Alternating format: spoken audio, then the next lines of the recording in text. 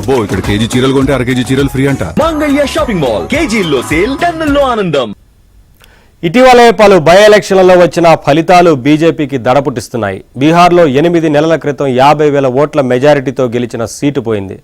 కాక్రోచ్ల ఉద్యమం తర్వాత BJP సమీక్షించుకుంటోంది. రానున్నవి UP ఎన్నికలు కావడంతో అలర్ట్ అయింది.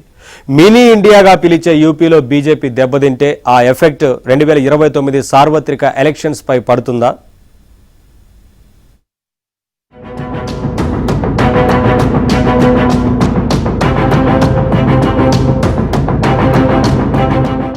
బీహార్లోని బంకీపూర్ బీజేపీకి 3.5 దశాబ్దాలుగా కంచుకోట.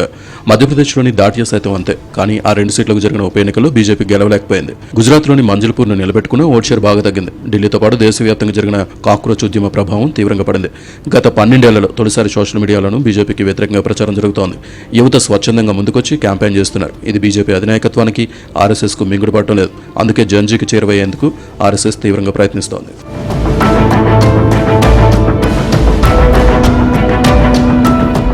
అధికారం అనేది ఒక బాధ్యత, కానీ బీజేపీకి అది అహంకారంగా మారిందంటున్నారు జంజీ యూత్.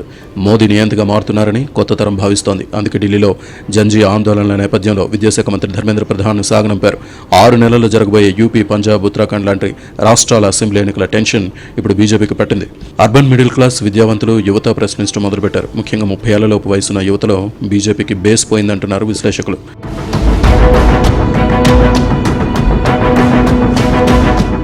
ఓబీసీలు, దళితులు, ముఖ్యంగా ఎస్టీలు బీజేపీకి ఓట్లేస్తూ ఉండడం, అర్బన్ మిడిల్ క్లాస్ సైతం మోదీ వైపు చూస్తూ ఉండడంతో బీజేపీ కేంద్రంలో మళ్లీ గెలుస్తోంది. కానీ కాక్రోచ్ ఉద్యమం తర్వాత ఆ వర్గాలు దూరమవుతున్నాయి. 2014 ఎన్నికల ప్రచారంలో ఓబీసీ కార్డును మోదీ బాగా వాడారు. తాను ఓబీసీ అని చెప్పుకున్నారు. కానీ ఇప్పుడు అది వర్కౌట్ అయ్యేలా లేదు. దీంతో నితిన్ నబీన్ లాంటి వ్యక్తి బీజేపీ జాతీయ అధ్యక్షుడిగా పనికిరాడన్న గుసగుసలు పార్టీలో వినిపిస్తున్నాయి. బీజేపీ పాలిత రాష్ట్రాలు పీఎంఓ ఆదేశాల మేరకు నడుచుకుంటున్నాయని, రిమోట్ కంట్రోల్ రాజకీయాలు బీజేపీలో పెరిగిపోయాయన్న ఆరోపణలున్నాయి. ఉత్తరాఖండ్, ఉత్తరప్రదేశ్లో దాదాపు 10 సంవత్సరాలు బట్టి బీజేపీ పరిపాలిస్తుంది. పంజాబ్లో వాళ్ళకి అసలు ఏం గవర్నమెంట్ లేదు. ఇవాళ చూస్తే తప్పకుండా గవర్నమెంట్కి వ్యతిరేకం ఉంటుంది. కానీ దానికి ఆల్టర్నేటివ్ ఎవరు, అది ప్రజలు కూడా చూసుకుంటారు. చాలా వరకు ఇప్పుడు జరిగిన యాజిటేషను, యువకులు, జెన్జీ ఇదంతా కూడా ఈ బీజేపీ సెంట్రల్ గవర్నమెంట్కి ఒక మంచి అలారం ఇచ్చింది. మీరు జాగ్రత్త పడాలి. ఉన్న విషయాలు ఏంటి, ప్రజలకి రోడ్లు కట్టారు, ఎయిర్పోర్ట్లు ఇచ్చారు, మంచి డిఫరెన్స్ ఉన్నది, ఇవన్నీ ఉన్నాయి. కానీ మామూలుగా సాధారణ జీవితానికి ఏం చేస్తారు, ఆ ప్రశ్న వచ్చింది కాబట్టి గవర్నమెంట్ తప్పకుండా అప్పుడు రియాక్ట్ అవి సరిదిద్దుకోవాలి. ఎందుకంటే ఇప్పుడు వచ్చిన ధర పెరుగుదల అనుకోండి, ఇలాంటి విషయాలు గవర్నమెంట్ చేతిలో ఉన్నది తొందరగా మార్పు తేవటానికి. అది ఎంత తొందరగా తీసుకొస్తారు బీజేపీ అంటే పూర్వం నుంచి ఎక్స్పీరియన్స్ ఉన్నది. నరేంద్ర మోడీ ఆయన తప్పు చేస్తాను అనుకుంటే తిట్టుకుంటాడు. సో ఇప్పుడు ఎంతవరకు చేస్తాడు, పెద్ద రీషఫల్ చేస్తాడు ఆ క్యాబినెట్లో చేసి మంచి మెసేజ్ ఇస్తే తట్టుకోవచ్చు. మనం ఓవరాల్ పిక్చర్ చూడాలి బీజేపీకి ఎలాగున్నదో.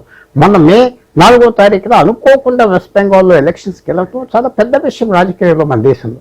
సో ఇప్పుడు వచ్చే ఎలక్షన్స్కి ఛాలెంజ్గా తీసుకుని తప్పకుండా బీజేపీ ఉన్న ప్రాబ్లమ్స్ దిద్దుకుంటుంది, కొత్త స్ట్రాటజీస్ తీసుకొస్తుంది అని మనం మాత్రం ఆలోచించాం. హరిద్వార్ కుంభమేళా ఉన్నందున వచ్చే ఏడాది జనవరి నుంచే యూపీలో ఎన్నికల ప్రక్రియ ప్రారంభమయ్యే ఛాన్స్ ఉంది.